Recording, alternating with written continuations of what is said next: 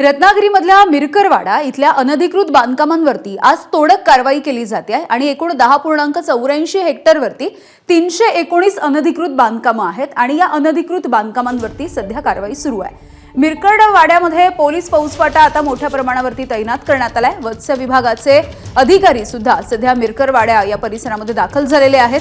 मंत्री नितेश राणे यांनी अनधिकृत बांधकामाविषयी कारवाई करण्याचे आदेश दिले होते। दरम्यान आज आणि उद्या 2 दिवस ही कारवाई केली जाणार आहे आणि त्यामुळे या ठिकाणची मासे विक्री सध्या 2 दिवस बंद ठेवण्यात आली आहे। मत्स्य विभागाच्या मिरकरवाडा बंदरातील 10.83 हेक्टर क्षेत्रामध्ये कित्येक वर्ष अनधिकृत बांधकाम होते। सदरच्या बांधकामामुळे प्रस्तावित जी काही मच्छीमारांना सुविधा बंदरालगत करायच्या आहेत त्यासाठी अडचणी निर्माण होत होत्या। त्या अनुषंगानं शासनानं हे अनधिकृत बांधकामं तोडण्यासाठी विभागाला कळवलेलं होतं। त्यानुसार आज रोजी आपण हे अनधिकृत बांधकाम तोडण्याची कारवाई केलेली आहे। जवळपास 319 अनधिकृत बांधकामं होती।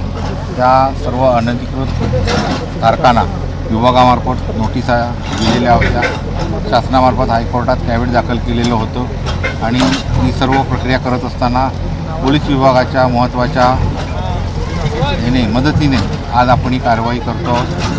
मत्स्य विभागाने पोलीस विभागाला विनंती केली होती की मिरकरवाडा बंदर येथे जे अतिक्रमण आहे त्या हटवण्यासाठी आम्हाला बंदोबस्त मिळावा। इथील जी अनधिकृत बांधकामं होती त्यातली बरीचशी बांधकामं त्यांनी स्वतःहून काढून घेतलेली आहेत आणि ह्या संपूर्ण कामासाठी या ठिकाणी जवळपास 25 पोलीस अधिकारी 500 पोलीस कर्मचाऱ्यांचा बंदोबस्त आम्ही तैनात केलेला आहे आणि ही मोहीम जी आहे ती संपूर्ण जोपर्यंत इथली अतिक्रमणं काढली जाणार नाहीत तोपर्यंत ती चालू राहील आणि इथं जी काही अनधिकृत बांधकाम आहेत इथे कुठल्या प्रकारची कायदा सुव्यवस्था प्रश्न निर्माण करू नये याबाबतली सर्व दक्षता घेतलेली आहे।